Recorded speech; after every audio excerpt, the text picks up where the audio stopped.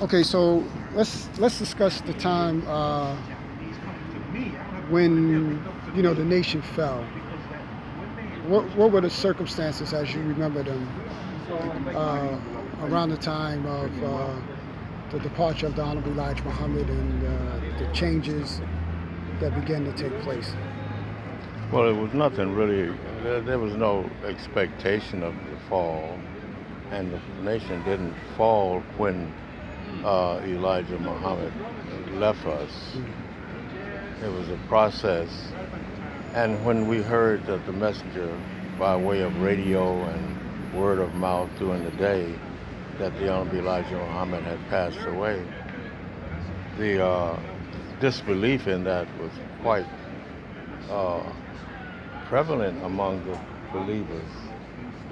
You know, we had our fish house and our steak intakes, and we was very busy, active in our business, and people would come in and ask questions as to whether or not it's true. And we had brothers who would absolutely say, no, that's just a lot of propaganda because this is Savior's Day time and that's what they do. You know, so absolutely not. We don't believe that. So it was a state of disbelief. Yes. Tell me what exactly, as you remember, what were you doing at the time when you first heard the news?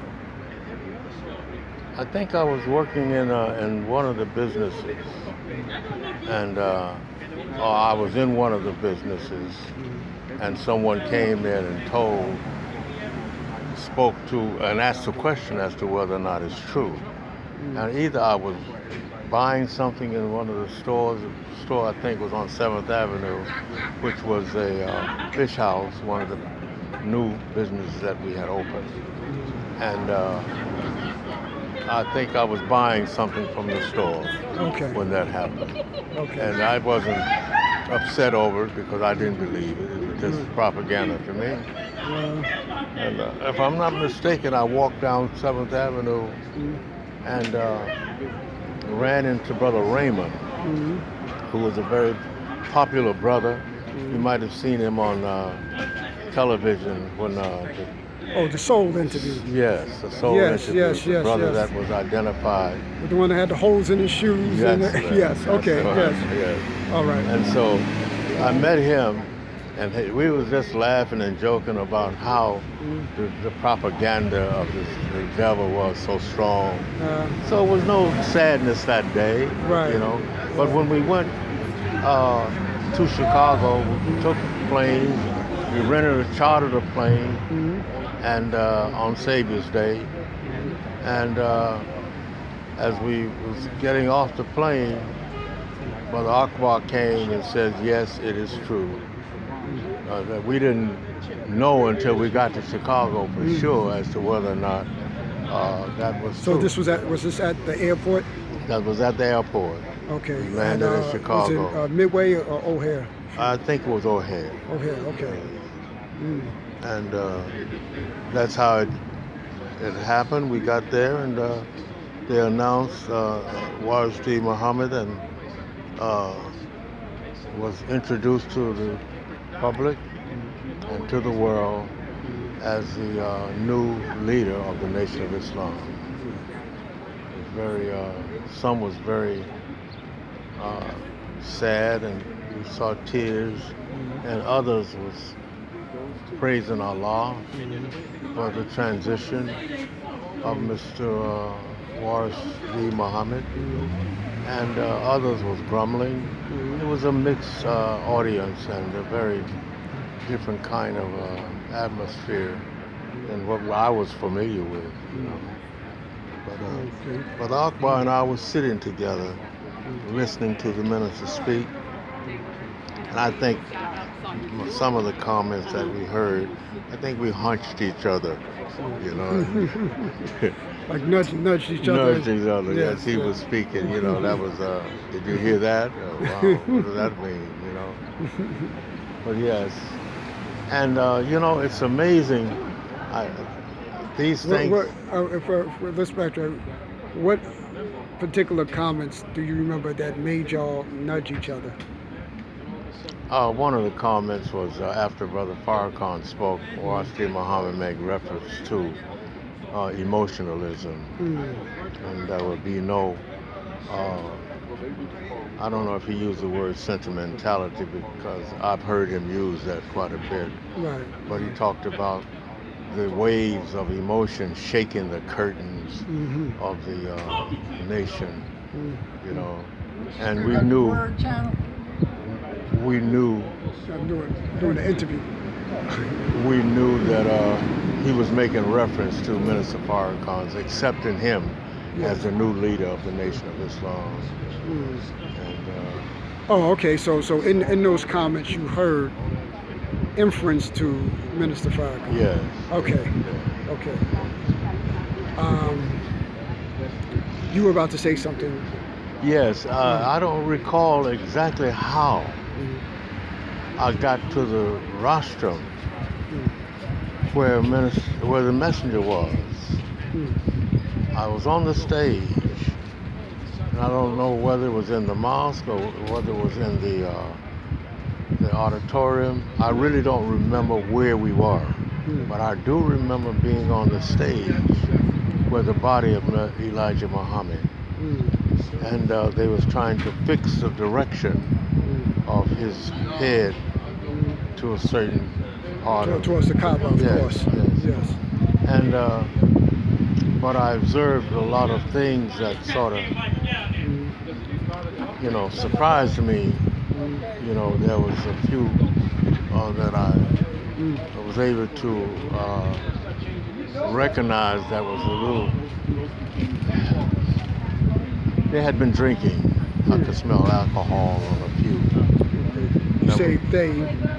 Well, there seems to have been some of one or two of the officials that I smelled alcohol on that was officiating, you know, and I didn't go to the funeral. You know, they were lining up to get in cars to go to the graveyard, but I didn't go. But it's still puzzling me as to how I got to the rostrum. I still can't remember. I was on the staff, the minister's staff at the time, so probably being in the crowd of the ministers is what placed me where I was. But I didn't see too many others on the stage. You know, it wasn't crowded. You know. But I remember that, and not going to the cemetery because there was too many cars. For one thing, I thought to myself, and I don't know whether or not I was emotionally affected by the environment and what I was observing, but I do recall that environment. I don't know where I went after that. You know.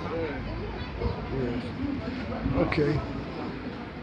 So, how long did you stay in Chicago? So you made the decision not to go to the burial site. What do you remember? What prompted you? What type of feeling, emotional state you were in that made you say, "I don't want to go there"? I don't recall. I can't express or give you any indication as to how I felt. Right. You know, because there seems to be a blur there. Yes. You know, I don't know whether I was in the hotel.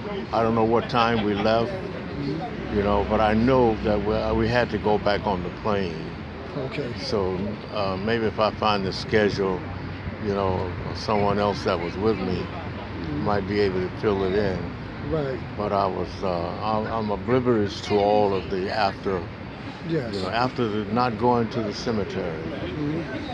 And I can't recall where I went after that. Okay. Coming back to New York, what was the atmosphere? Or, you know, what are your memories of coming back to the city, trying to get back to business as usual? That seems to be a void. Yeah.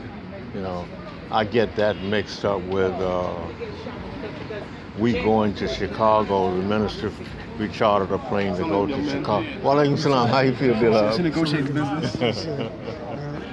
I recall going to Chicago to observe the property and some of the accomplishments that we have been blessed to achieve.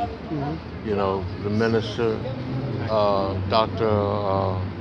The National Secretary, Abbas Rasul, you know, introduced us to some of the properties that we have. But the thing is, we left New York with business people from New York. Minister Farrakhan wanted them to see what we were doing and what we had accomplished. And going there, I think it was a period of time when the messenger was doing the lectures on not the time or what must be done. The book. What's the name of the book? Theology of Time. Theology of Time. Now I'm not sure that was the same period, but what I was getting at, the ride back from Chicago after that trip, that was a tremendous disappointment also, because it seemed that Chicago was not cooperating with the minister in New York in showing the people what we had accomplished. The Muhammad Speaks plant, some of the places that we had our meets and so forth. We had to sit and wait for others to come to open up some of the businesses that was closed. And that didn't sit well with me, because we had brought people like one of the popular sisters in New York that had a radio show, who had a lot of influence in New York, and also the president of Freedom National Bank. Wow. And another brother who was on Wall Street, had a seat on Wall Street. These were prominent, so-called successful black men and women from our community that we was interested in trying to get them to join forces with us. And we're going to show them what we had accomplished. And the messenger, I remember, I was on the rostrum at Stony Island Avenue when the messenger was speaking, and he pointed out that he asked them about their education, he asked them about their degrees and so forth, and in one situation there, he asked, what is your major? And someone said that it's social work. And he says, we don't need that, you know. And he didn't go into any details as to why, what, but he started throwing things out that we can't use, you know. And on the way back from that experience, it was very somber, very quiet. It seems that they were very disappointed. If I'm not mistaken, I was either sitting in front of Sister Farrakhan or behind her, or somehow either we got into a conversation or I overheard the conversation, but everybody went to sleep. You know, so I confused that trip with the one from 75. Yes. With the messengers. Whether I came back on that trip or right. I understand. I understand. Yeah, because I guess both feelings were somber. Yes. That's probably what. Since I yes. can't absolutely say that was probably the environment and the whole. Yes. So, okay. But the point I want to get back to is you're getting back after Wallace takes leadership. what happened in New York? Was there immediate reorganization? Was there business as usual? What do you remember happening at that point?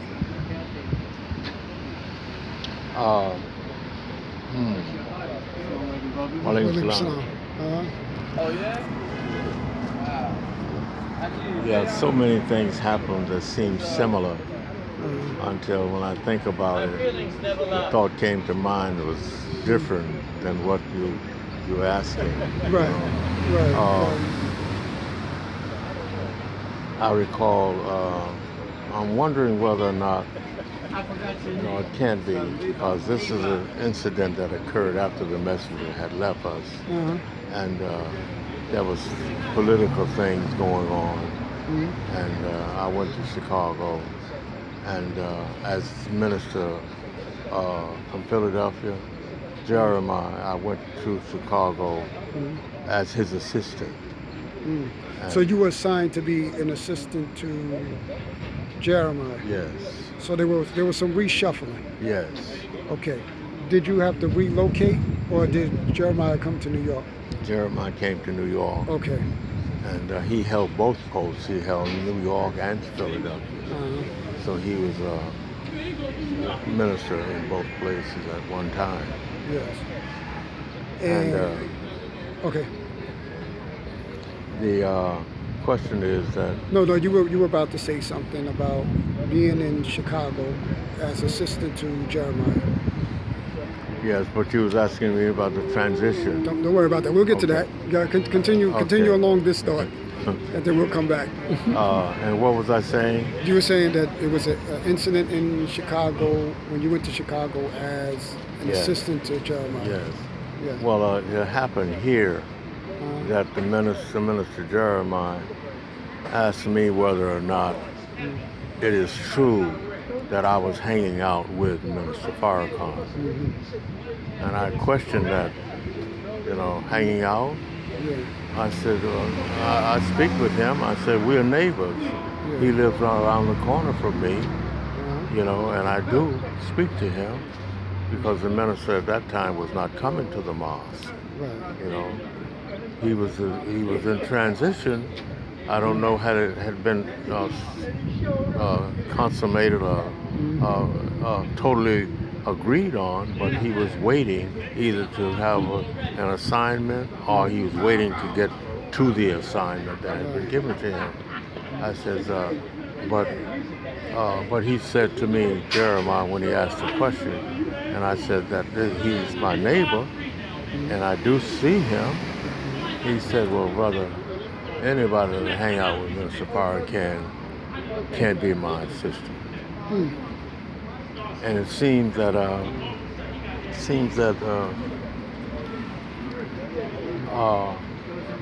someone knocked on the door or the phone rang that interrupted his comment. And as he was on the phone or speaking to the person, it was on the phone. I walked out of his office into my office, which was my office became at one time was Sister Mary's office, and she was the secretary to the ministry. So I walked from his office directly across the hall to my office. And as I was walking out, I said to myself, oh Allah, I can't continue this. I can't continue this. Because I was getting prepared to open up, say prayer on a Sunday.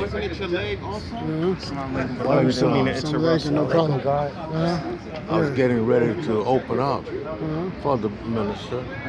And as I walked out of his office, I said, oh Allah, I can't continue this. In about 5 minutes, brother knocked on my door. Or somehow it says, Minister Jeremiah want to speak to you. I walked in. He said, brother, we have a problem. I said, what is it, brother minister? He says, we don't have nobody in Brooklyn. Brother Arthur, he was sent to Ohio, Cleveland, Ohio. Can you get somebody to go to Brooklyn? I said, Brother Minister, I'll go. I can get somebody to replace me, and I'll go. Right. He says, you can do that? I said, yes, sir. I get on the phone, I call Brother Henry. That at that time was his name, because he became Abdel Farrakhan. Okay. That's his name now. But I called him, and I know he was ambitious. He was on the staff, and he wanted to preach. So I called him. He says, yes. My problem now is to get me a ride to get to Brooklyn, because it's late, you know. Right. And so the brother from Teaneck, New Jersey, lived there. I forget his name, but he seemed to be a new brother, but very active. And he drove me across the bridge to Brooklyn. On the way across the bridge, the 2 o'clock lecture was on LIB or BLS, one of those.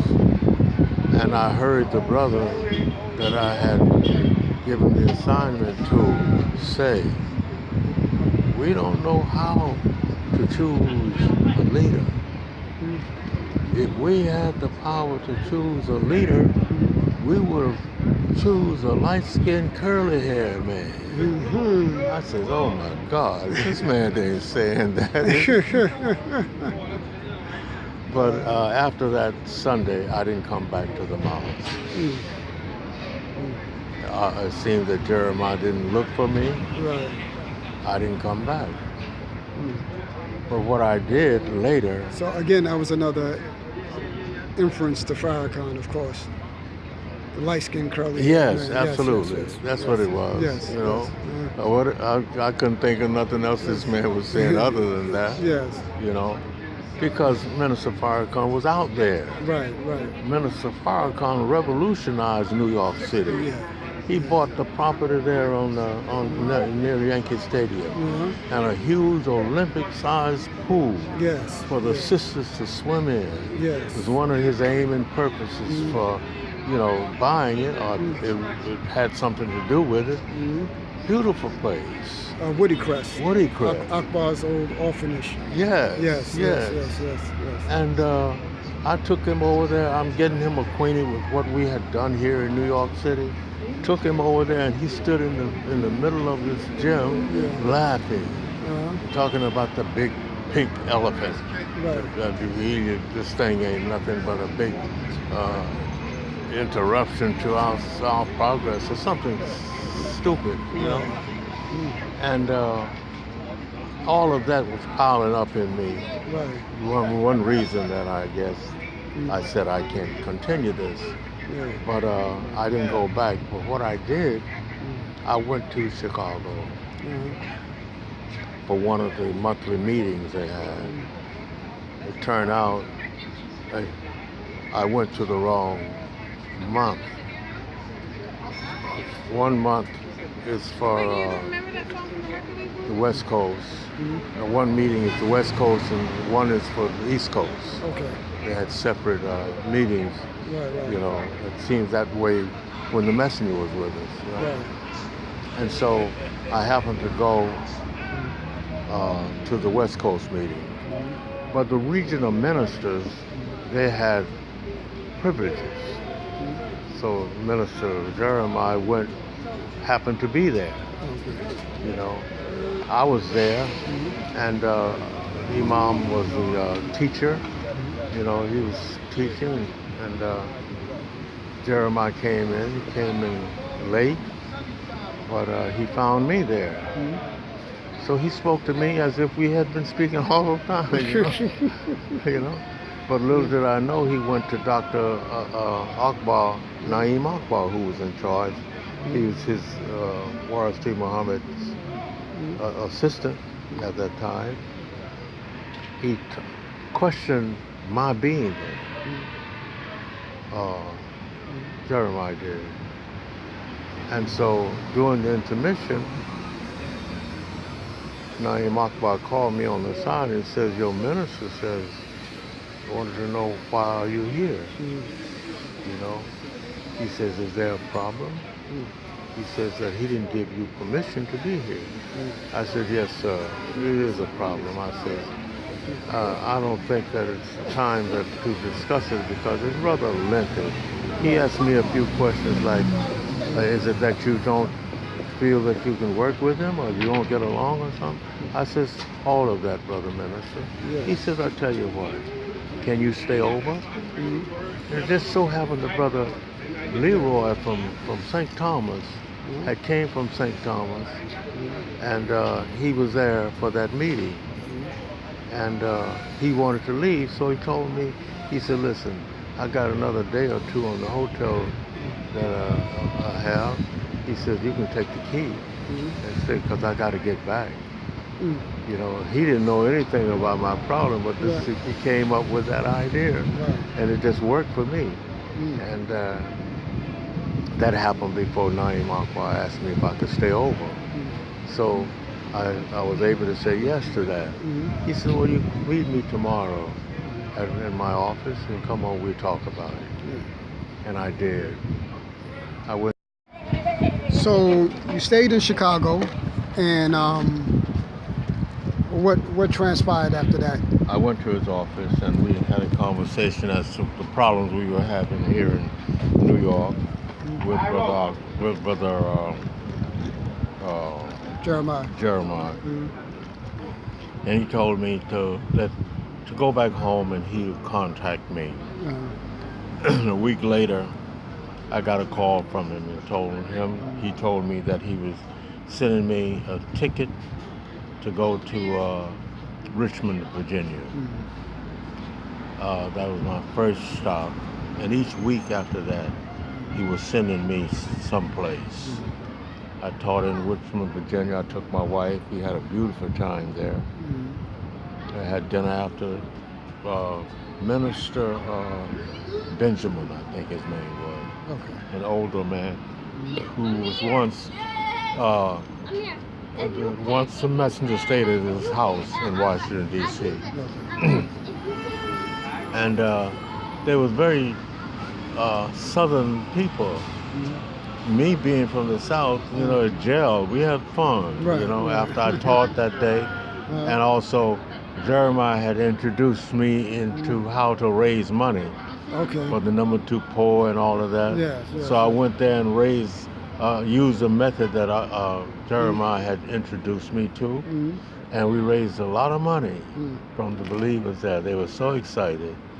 And after that, he sent me to Boston. And from Boston, he sent me to Milwaukee. Every week I was going someplace. Finally, Warith Deen Muhammad asked me to come to the palace for dinner. And it was there that I was in the presence of Minister Farrakhan from Atlanta, Georgia, the minister from Milwaukee, Naeem Akbar, quite a few others. And it was also the minister of Boston, who he took away from Boston and assigned me to Boston. He said, brother, I hear that you've been traveling a lot.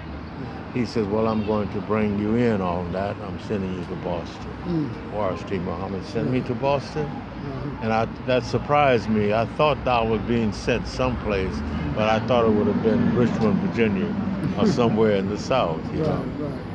So it was that experience, that particular day, that was very revealing, you know, because Naeem Akbar said to me, I didn't know that that's where you were going. I think he might have had in mind for me to go somewhere in the South. But it was that night that Akbar was made the regional minister of the West, and was a special assistant to Warith Deen Muhammad. And I don't know, I don't think Minister Farrakhan wasn't at the desk, at the table at that time. But somehow we hooked up that evening. Nuruddin Faiz, myself, Brother Akbar, and the minister was in the minister's car. And we sat in the car for hours talking about the experience.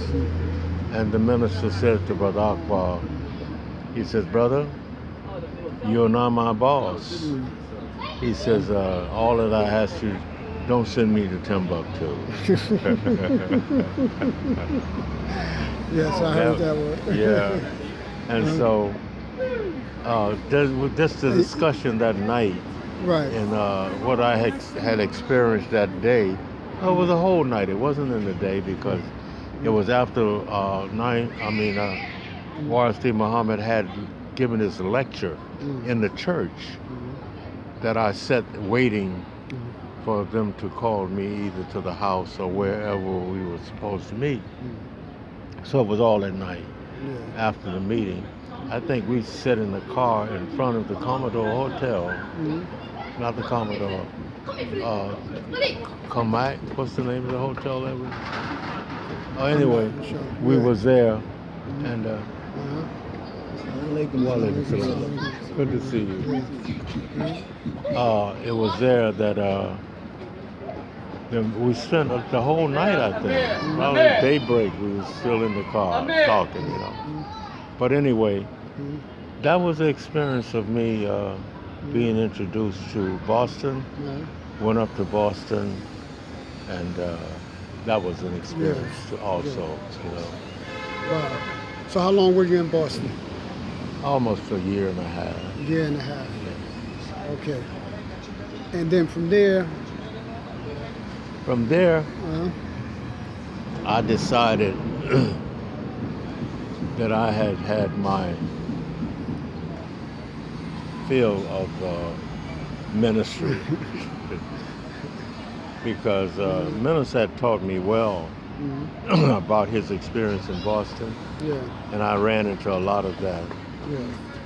You know, the first day I got there, you know, and the way I got there, it was sort of like a political move because they invited me to Boston on a Saturday that they had prepared some type of recognition of Minister Farrakhan, but it seems to have been something else they had in mind.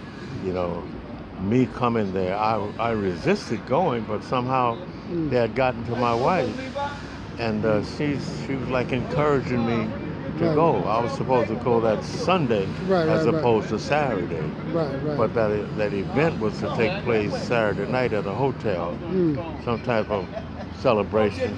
But they put Minister Farrakhan on one side and me on another side. But in a distance where we could see each other, almost in the same type of setting, so everybody could see us. And I didn't get it at first, you know. It was like a comparison.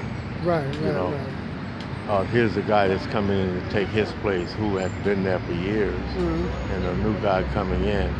Anyway, they accepted me because I was real. You know, I didn't use a script most of the time. I was a witness bearer, and I wanted to introduce them to Islam. You know, and I went over well. And being sensitive and had a little training in the church, I knew how to listen and try to find out what the problems were. And they had a few problems where they had put a sister out, you know, and they thought that they could me coming in, I wouldn't be on top of it, you know. And they made a presentation, and it was something very frivolous. No reason to put her out. You know, and I put a stop to that. You know, so they saw some type of power or experience that I had that they couldn't just. Okay, thank you. They couldn't just get away with anything, you know. And so they accepted me, you know, accept. Hi, I'm gonna Fine, thank you. get in my car. Will you excuse me? Okay. Oh, okay.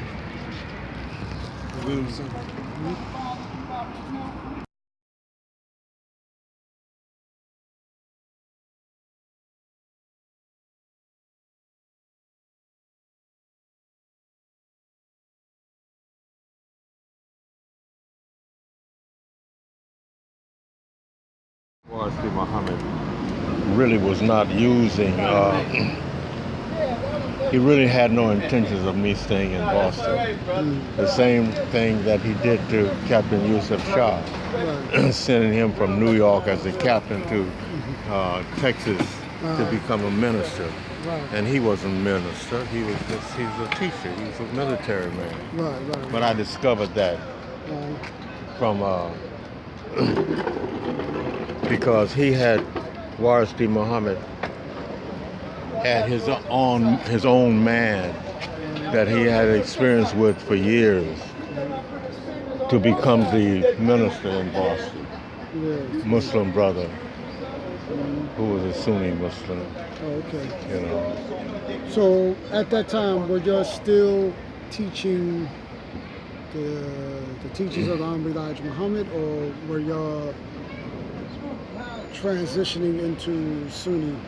Transitioning into Sunni. Okay. As a matter of fact, I wanted to have the brothers begin to have Jumu'ah prayer service on Friday. So I asked for someone, student in Islam or in Arabic. It's okay, No problem. it's okay. In Arabic, I requested that they send somebody to Boston to do that, you know. That's when I found out.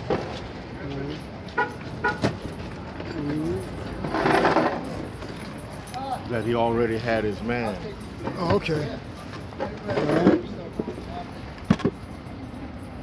So he told brother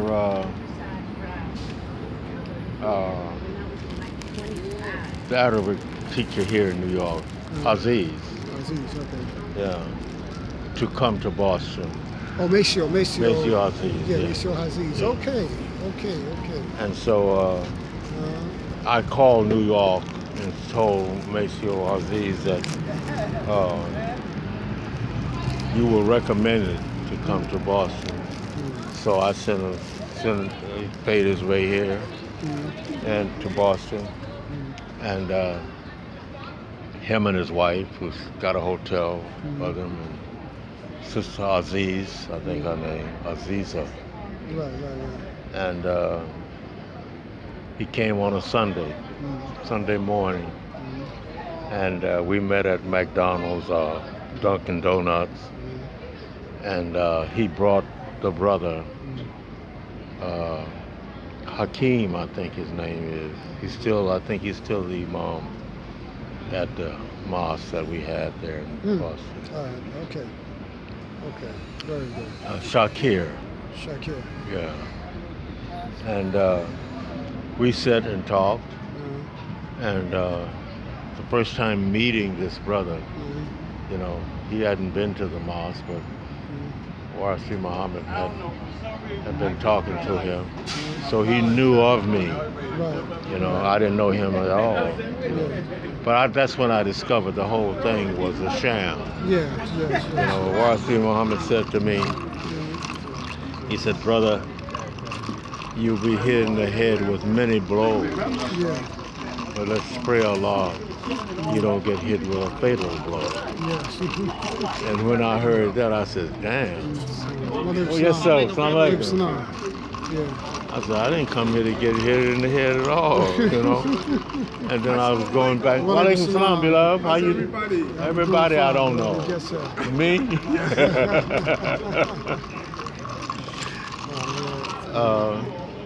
So I will drive home from Boston to New Rochelle. Sometimes it'll take me 3.5 hours, sometimes 3 hours. Oh, so you were commuting back and forth? Yes. My wife didn't go with me. Right. I had the bakery down here on 110th Street. Okay. Well, Alizar restaurant used to be. Right. Haskell's brother Yes. was one of the owners. Okay. And Okay. that's where I was baking. Okay. And doing pretty good because it was at top heroin Right. epidemic. Then Yeah. sugar was priority, you know. And so Yes. what I did was, I got them all here for you. What I did was, she says that she would stay and handle the business. Mm-hmm. And I almost sold my house. I was living in New Rochelle. Yeah. I told her to put it up for sale. And I tried to price it to the extent where it wouldn't sell. Right. But in about 2 weeks, she called me and told me, we got a buyer. I says, take it off the market. Oh, man. Wow. But anyway, Yeah. I come home, my daughter's skirt is getting short. Yeah.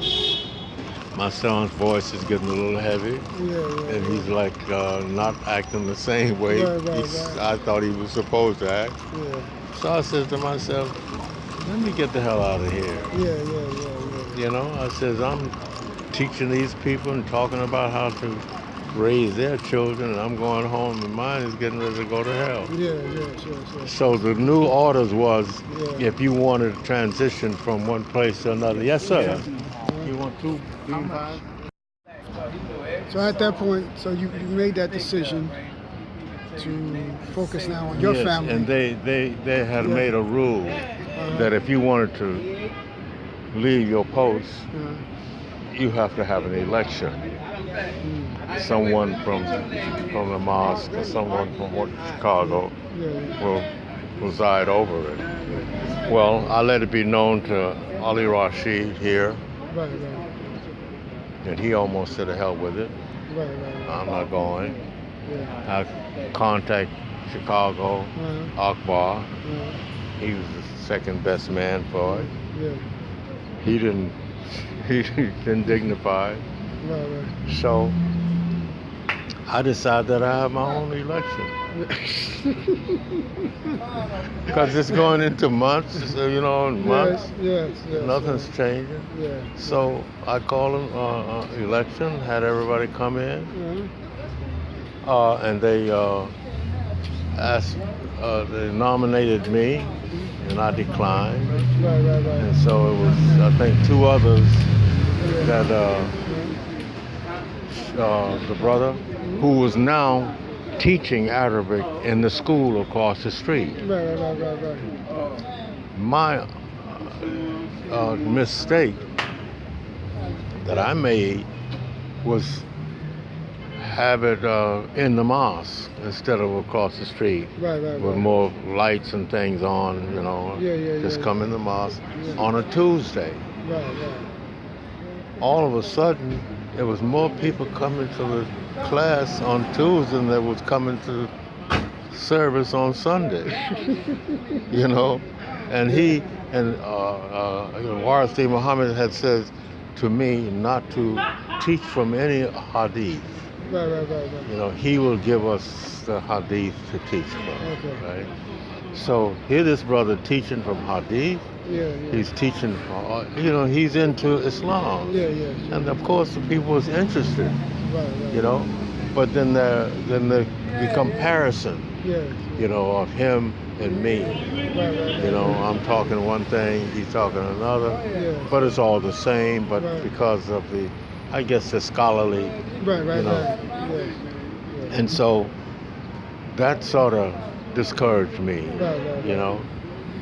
and of course the rumor, the conversation. Yeah. Anyway,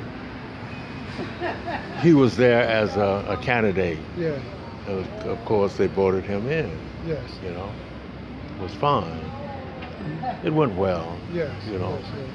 The only problem is, the next morning, that was on a Sunday, Monday morning, I'm in the office cleaning out my stuff to move out. He's outside of the office, gossiping and carrying on. Why ain't he doing this? When he's going to leave the tapes, all the tapes. Yeah, You know, he had a bunch of dudes out there with him. I wasn't out there, but I heard them out there. When I came out, I tried to be very diplomatic, like "Assalamu alaikum," everything's all right, you know, to break that Right. political atmosphere. Yeah, You know. Anyway, I loaded my station wagon up and got the hell out. Okay. So I think that's a good place to stop. And we go